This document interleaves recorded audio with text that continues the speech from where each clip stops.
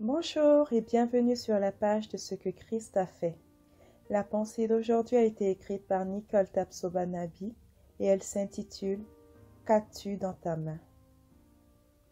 Alors que Dieu voulait libérer les enfants d'Israël de l'oppression des Égyptiens, dans un premier temps, il envoya Moïse auprès des Israélites afin de leur parler, et par la suite, il l'envoya avec les anciens d'Israël auprès de Pharaon, roi d'Égypte.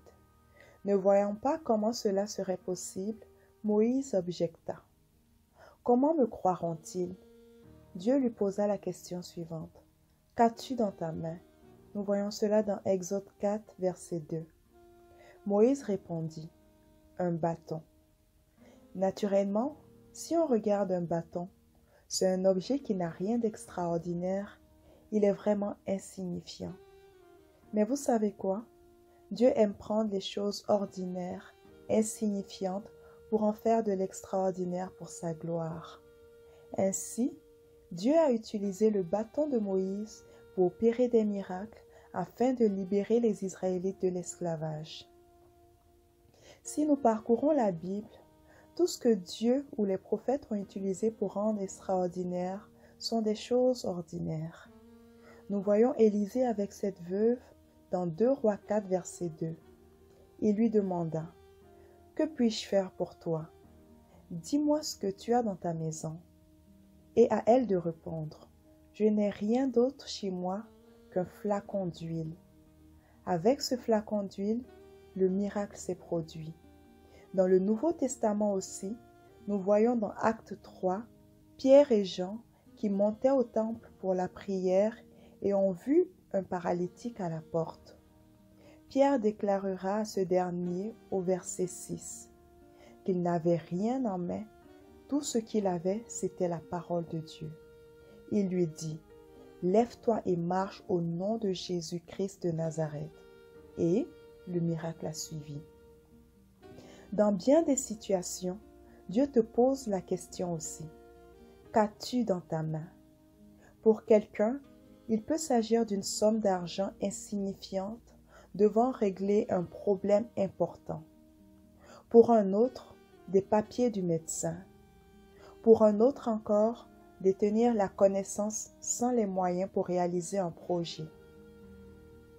Pour quelqu'un d'autre encore, il y a juste du lait dans le frigo. Et j'en passe. Je veux simplement que tu saches ou que tu réalises à nouveau qu'il est le Dieu de la multiplication et du miracle. Le crois-tu réellement? Si oui, montre-lui ce que tu as en ce moment et crois seulement. Celui par qui tout existe, qui dispose de toute richesse, est capable d'opérer aujourd'hui encore. S'il le fait, envoie-nous un courriel pour qu'ensemble, nous puissions nous réjouir et lui rendre toute la gloire. Peut-être que tu n'as rien en main comme Pierre et Jean, mais tu as la parole de ton Dieu.